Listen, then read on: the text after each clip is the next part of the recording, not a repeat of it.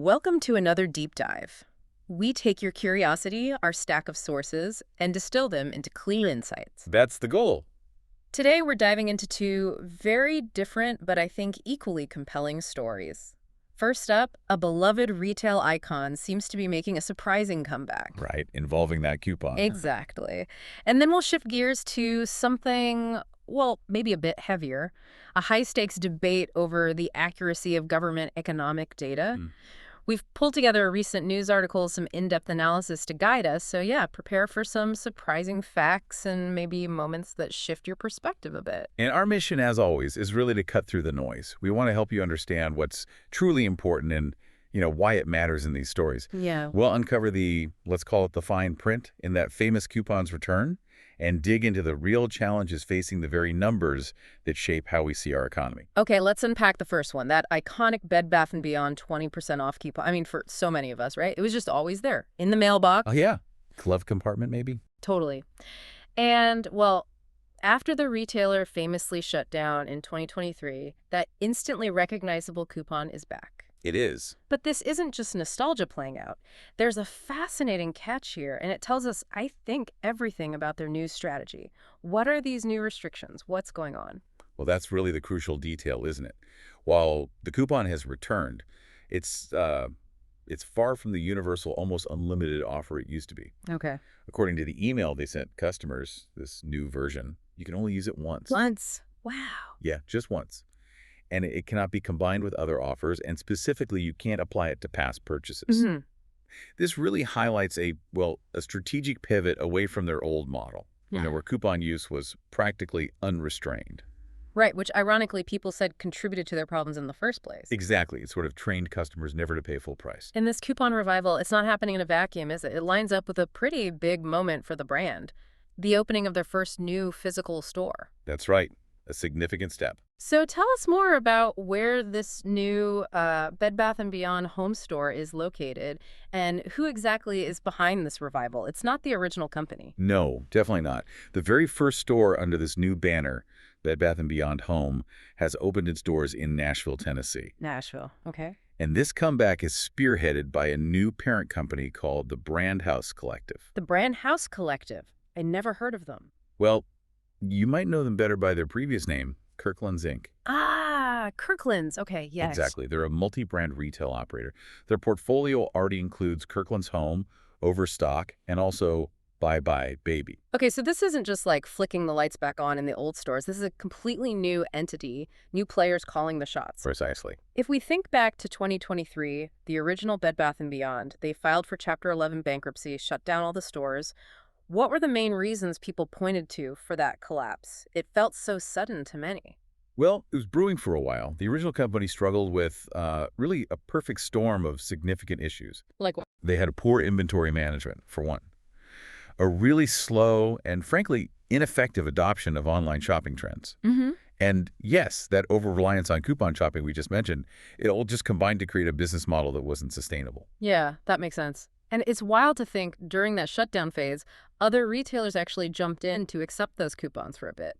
It really shows how powerful and just recognized that blue and white 20% off coupon was, doesn't it? It really does. Both Big Lots and the Container Store.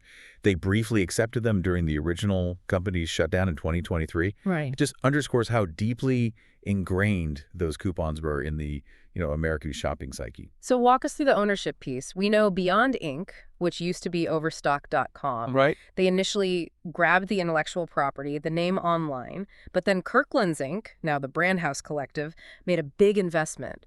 What's their specific role in this new physical store strategy? Okay, so Beyond Inc. did acquire the brand name and the domain rights in 2023, kept the online presence going. Then, in February this year, Kirkland's Inc. finalized a $25 million investment deal with Beyond. Okay. And this deal made them the exclusive brick-and-mortar operator and licensee for these new, smaller format neighborhood Bed Bath & Beyond locations nationwide. Smaller format. Interesting. So not the giant stores we remember. Exactly. And their CEO, Amy Sullivan, she's emphasized Kirkland's Home's, 58-year legacy in home decor. They're highlighting their core strength in merchandising and store operations. So leveraging what they already know how to do well. Precisely.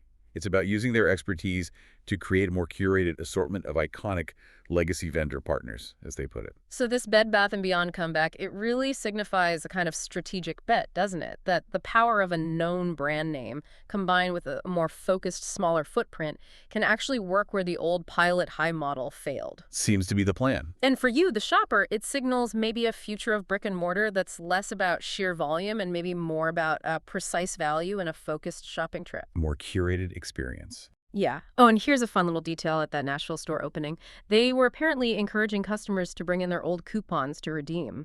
No way, really. Yeah, while also handing out the new ones at the door. Talk about leaning into the nostalgia factor, huh? Wow, that's quite a move. Acknowledging the past while launching the future.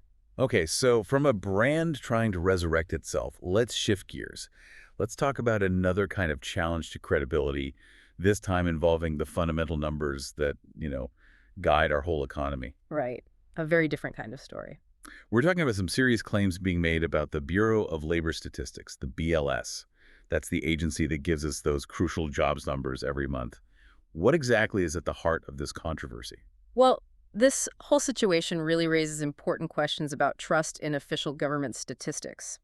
President Donald Trump has publicly claimed, though without providing evidence, that the BLS— The main data operation. Exactly. That they nefariously engineered negative statistics for political purposes. That's the accusation. Okay. Strong words. And how has the current White House chosen to respond to these, well, pretty pointed accusations? Are they getting into the political fight or trying something else? The White House has largely opted to try and change the conversation. Now so. Instead of directly hitting back at the political accusations, they seem to be focusing on the potential for, quote, significant improvements to the current data collection process itself. Ah, okay. So shifting from blame to process reform. It seems to be an attempt, to shift the dialogue away from accusations of, deliberate manipulation towards a discussion about reform and maybe greater transparency. So if we step back from the political claims for a second, what are some of the generally acknowledged challenges or areas for improvement within the BLS's operations? Stuff experts have talked about for a while. Oh, there are definitely long-standing discussions about potential improvements, totally separate from any political angle. Like what, for instance? Well, for example, the business response rate to the initial survey, the one that feeds into the main jobs numbers, that rate has dropped dramatically in recent years. That makes it harder to get good data. It definitely makes data collection more challenging, yes. Yeah. Also, things like technological upgrades, they've been discussed for years. It's widely acknowledged they're needed for an agency that's actually faced budget cuts and lost significant senior staff over time. Okay, so there are underlying issues there, regardless of the political noise. Absolutely. And we have some specific insights from people who know the BLS well. What do experts like Beach and Kathy Utgosh, she's a former BLS commissioner, what do they say is really needed to improve the reliability of these numbers? Well, Beach, for his part, noted there's, quote, always room for improvement. He emphasized that we need to have a better way of collecting these numbers in a more cost-effective way. More cost-effective, okay. And Kathy Utgoff, the former commissioner, was even more direct. She basically said, you really need to have more money here because you have to collect more data to make it more reliable. More money, more data, more reliability. Seems straightforward. A clear call for more resources, yes. Which makes this next part kind of a curious paradox, doesn't it? You have these calls for better data, possibly needing more resources, but what has the administration actually proposed for the BLS budget next year? Well, that's the tension.